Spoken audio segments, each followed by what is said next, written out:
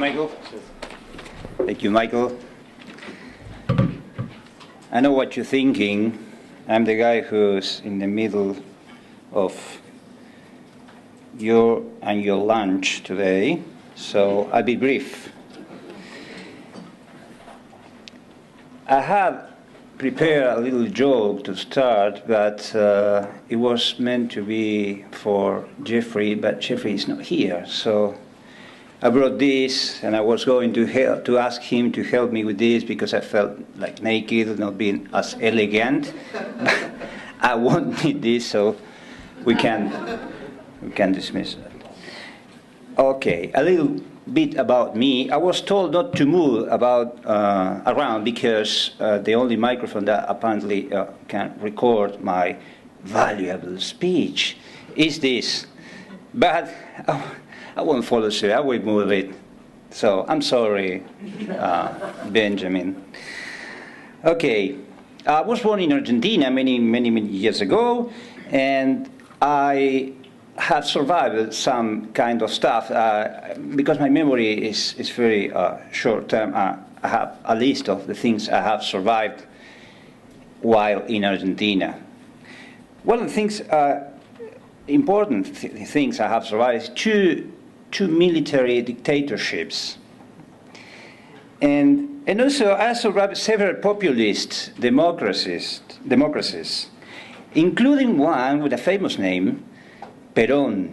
Have you ever heard of that name, Perón? Okay, I was there in Argentina when Perón was still alive and was a president of Argentina. That was the third presidency, so he was very old at the time, and then he died, and he was magically replaced by his then wife, which was his second wife, not Evita, not the famous Evita, but another one called Isabel, or popularly known as Isabelita. So he died. The first lady replaced him as a president, and less than a year after, there was a military coup, and everything continued as business as usual. Another military dictatorship. And then, but I survived it. There were like anywhere between 10,000 and 30,000 people who were also magically disappeared. Fortunately for me, I wasn't one of them. And as I was telling some of you yesterday, I wasn't even aware that that thing was happening. It was done so well. It was kept in secret that many people didn't realize that that thing was happening where they were living in Argentina. I didn't know. My family suspected because some relatives started to disappear or started moving to France, living elsewhere, looking for some safety. But luckily for me and for my family, we survived. And then there came the Falklands War. The Falklands War was a funny event. Was the end of the military. By the end of the military dictatorship, in fact, the military dictatorship ended with the Falkland War, as a consequence of, I would say. Luckily for me, again, I was too young to be drafted. I was effectively drafted. That's how old I am. I was drafted, but I was too young because I had only 45 days or 50 days, no, less than that, of effective training, military training, when the war started. So it was a funny morning. I was in a military camp, and then very early in the morning, our captain called us, and he told us he had some news for us, that a war had started.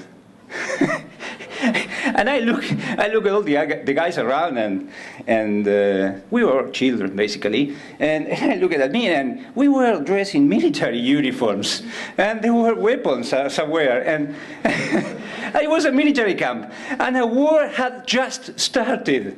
So you can imagine the emotions, no, running through my body, like a war, yes, a war.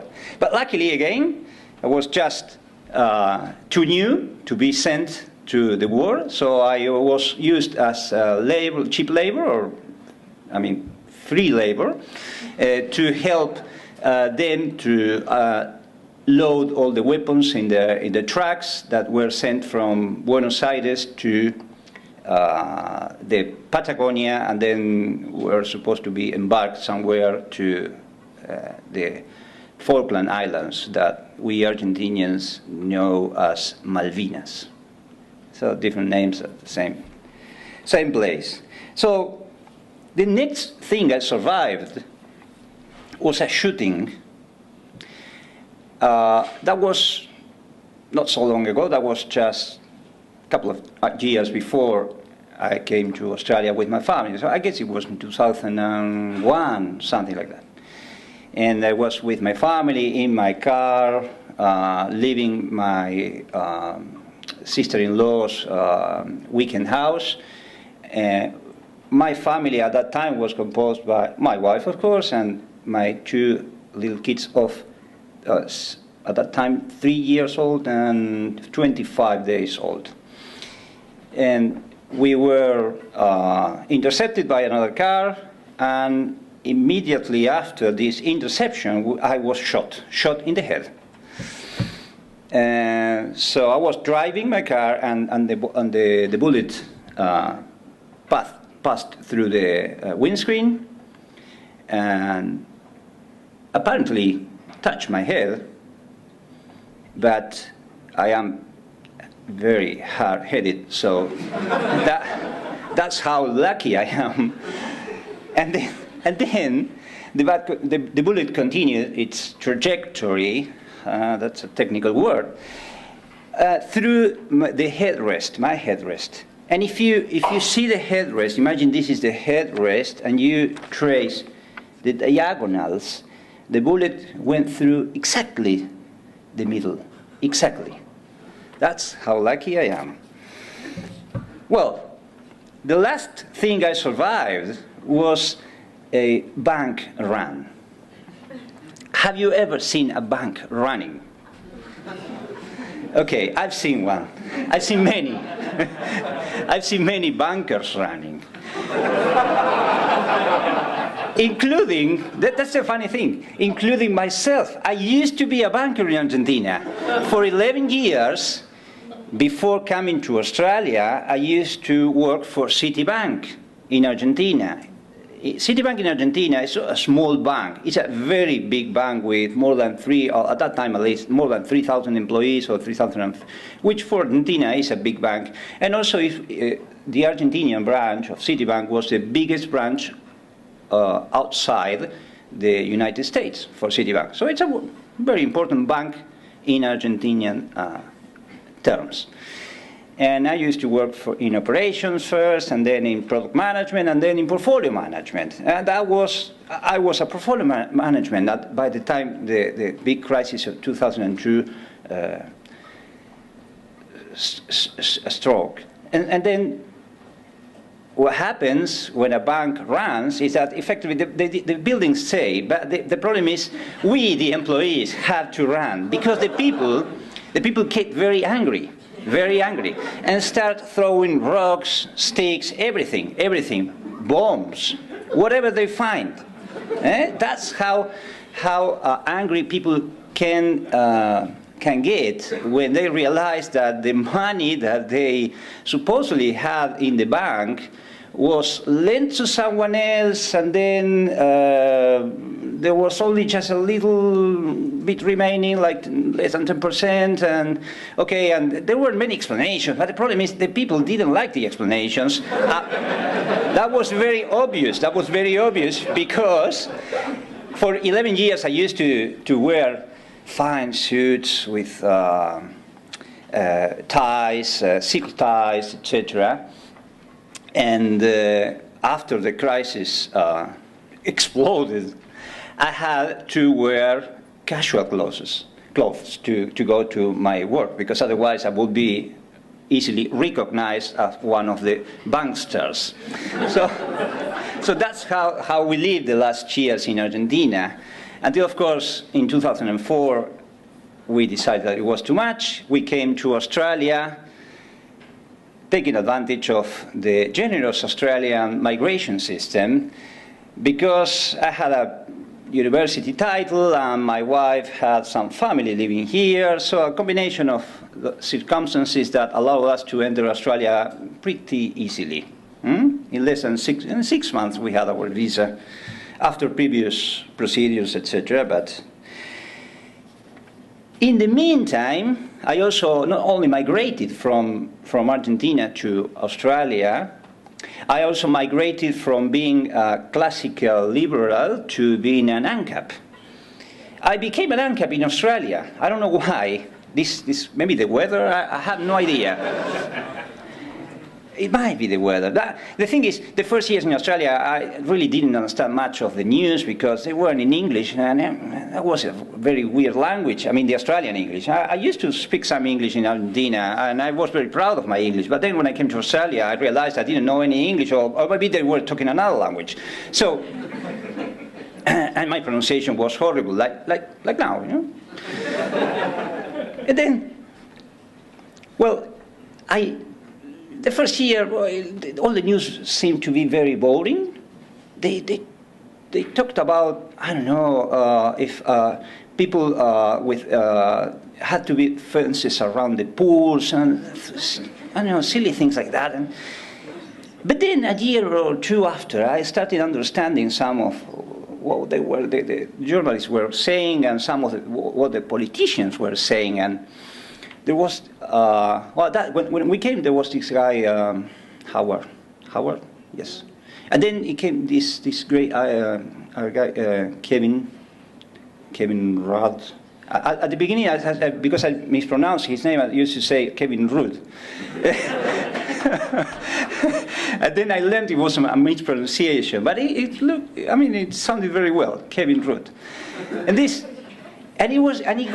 started getting very interesting. So I was listening to the politicians, etc., and I started realizing that, okay, I had left Argentina because of corruption, because of politicians, because of many things, and then realized that in Australia, okay, things were done with more elegance, but they were done more or less the same.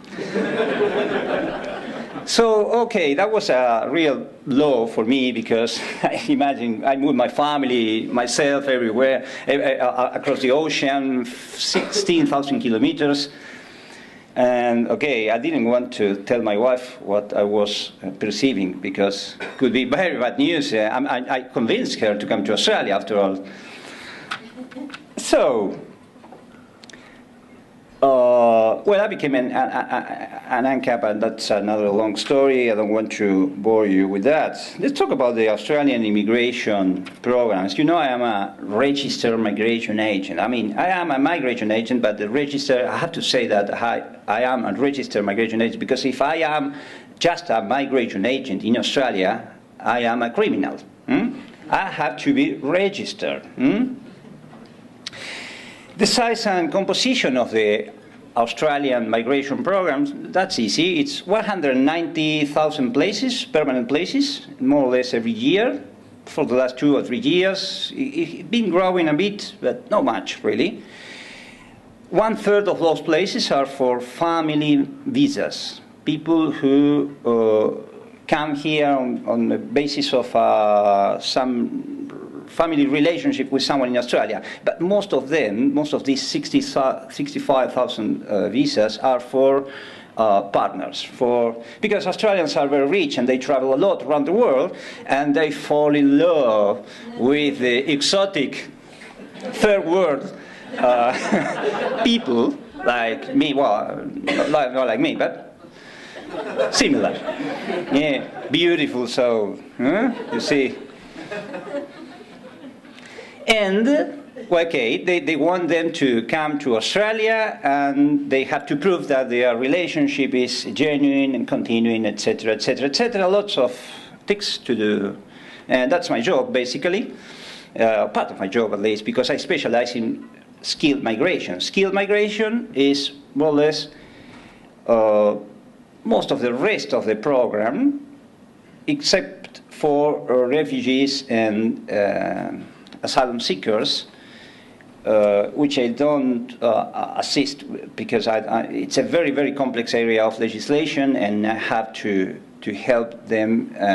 If I have to help them, I have to do it properly, so I decided not to do it at all. There are several other migration agents that specialize in refugees and asylum seekers. So I specialize in skilled migration and family visas as well, because migration agents are dodgy, and we say yes to anything. So, yeah, here comes a case of skilled migration, very complex case, I say yes. Here comes a case of someone who wants to bring her girlfriend or boyfriend, and I say yes. Okay, if you knew what I'm saying yes to, okay, that.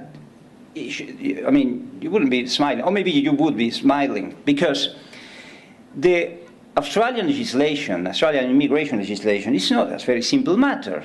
It's composed by the law, the regulations, and the policies. So the law and the regulations are more or less 3,300 pages, A4 size. That's what. Imagine the size if you pile up all the books. Well, they are in electronic form now, so nobody has books. But okay, imagine this, something like this, and also because the regulations are intended to cover all the areas that the law doesn't cover. But the problem is that the regulations leave so many gray areas in between that they need policies. They need the internal policies of the Department of Immigration. So the Department of Immigration has policies which are about 15,000 A4 pages that you need to know, particularly when you are assisting someone with a complex case. You need to know exactly how they will assess their visa applications. So that's how I had to study about between 2 and 3 hours per day, every single day of my life, just to keep up with the changes. So imagine that. Imagine that. Then, of course, to move from one country to another, in the present world, you need a passport, not a password, a passport, okay, a passport, and a visa for some countries, like Australia. Australia requires that everyone coming to Australia have a visa. So a visa is just a permit to stay, first of all to enter, and then to remain. But it's not as simple as that, because there are 150 different types of visas in Australia. They have to justify this pile of books, heaps of books. 150 visa types are a lot of work. And the good thing about being all these things being very complicated is that I have lots of work, because of course no one can do this on their own.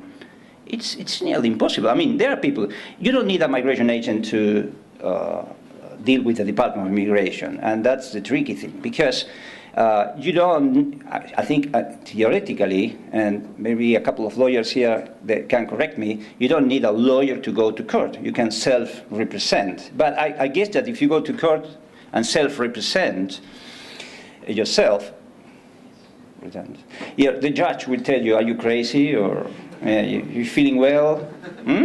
Okay, but the Department of Immigration, when you self-represent, they don't tell anything. They don't tell you anything. They just say, okay, you're without migration agent, that's an easy case. We will pass you. Because dealing with the Department of Immigration without a migration agent is suicidal. But many people do it because there are many suicides in the world. They then realize that they committed suicide without knowing it. But it's too late. And they come to me, and because I have to fix what they already did wrong, I have to charge them more or less double. So they ended up with me or any of my colleagues in the profession. But the thing is, if you are a migration agent, you could also do things correctly. I had my first and only mistake in 2007. One of my first clients, I botched her visa application. It wasn't entirely my fault, but I felt like I was the one to blame, because I had to be I need to be more strict with the application. So it was my first and only refusal. So during the last 6 years, I haven't had any application refusals. All my clients got their visas. So they are happy clients. And the problem is, because I became an ANCAP, and I believe in Libertopia, what would I do in Libertopia? Well, Libertopia is a civilization, it's a real civilization without any states. So there will be many people in trouble, I guess, in Libertopia, people who have now honorable occupations. The most obvious that come to mind are politicians, bureaucrats. What would they do in Libertopia? They will have to change occupations necessarily. But tax accountants, for instance, in Libertopia, tax accountants are completely unnecessary, dispensable. Migration agents like myself, okay, I seriously have to think something about because I would be really in trouble if Libertopia comes tomorrow. But also professional libertarians, for instance. What would, I don't know, Jeffrey Tucker is not here, but what would Jeffrey Tucker do if we live in Libertopia, or Benjamin Marx? They would have to find something else to do. They can't complain anymore about government. That's a problem for many of us, maybe, including myself, because what type of conversation would I have with my friends and relatives? How would I argue with them? I mean, how would I keep losing friends?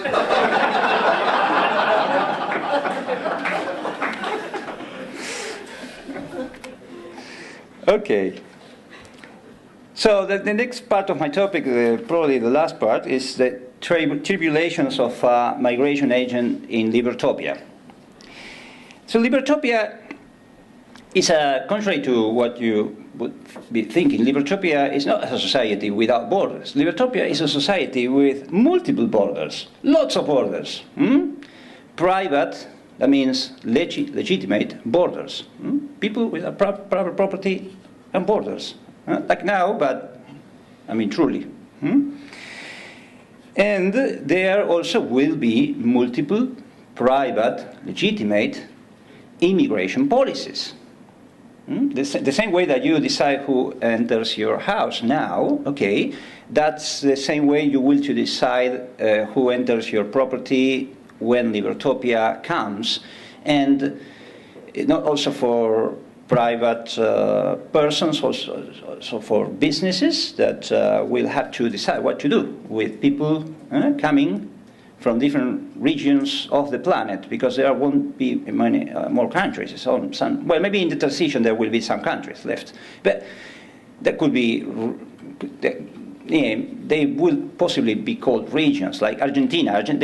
What's the meaning of Argentina in Libertopia? I mean, there is no country called Argentina. It will be a region.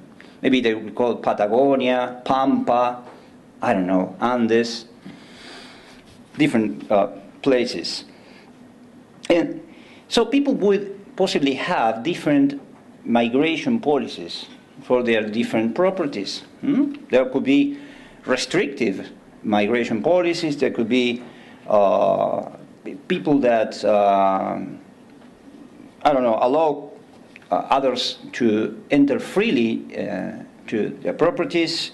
For instance, shopping malls. I mean, if I owned a shopping mall, I would be interested in anyone coming. Oh, come on, can come and buy for me, because this is my business. I don't know where you live, but I don't care. I want you in my property, because the more time you spend in my property, the more likely you will purchase one of my widgets. So what would I do in this strange and brave world? As a migration agent? Well, one of the possibilities I was thinking is to become a real estate agent.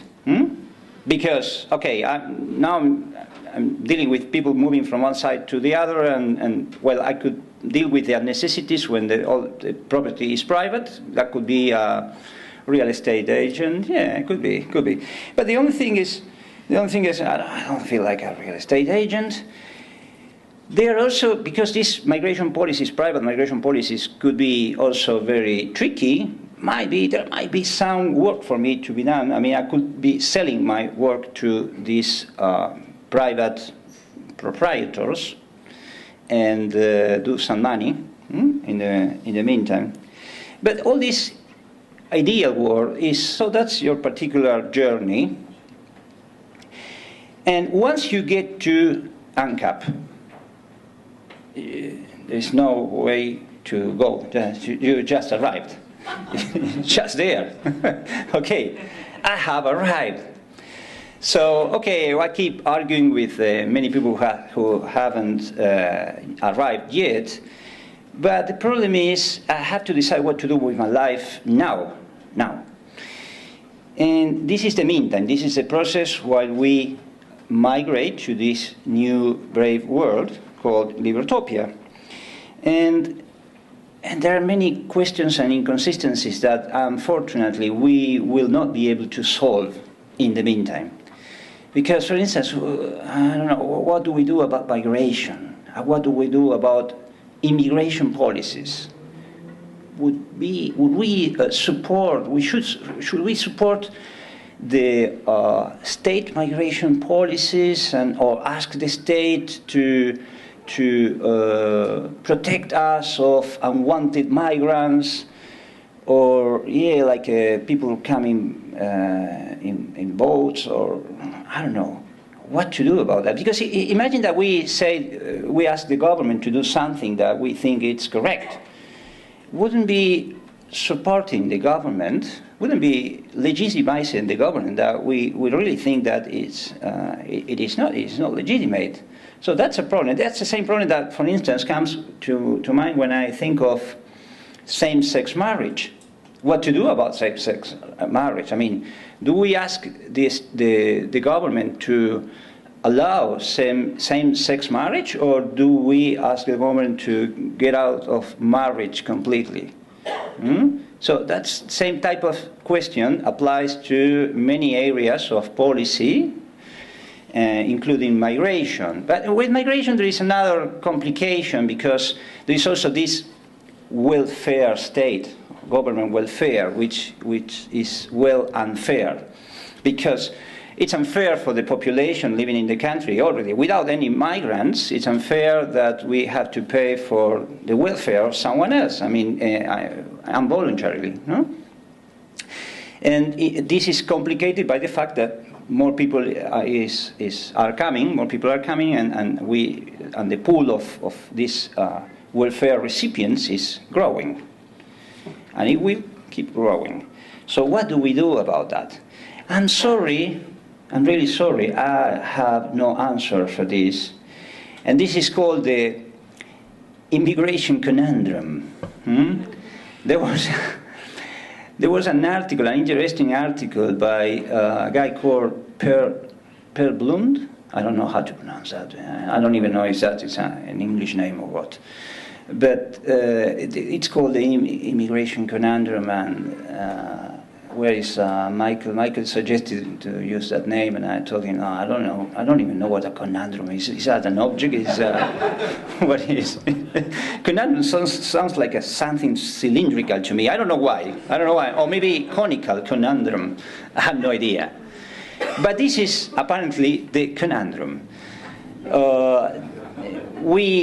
If we respect private property, if we as owners of private property, we decide what our migration policies are, we should be asking the state, if the state, the alleged purpose of the state or mission of the state is to protect us from invaders, from trespassers, okay, we should be asking the government to stop the unwanted migrants into Australia.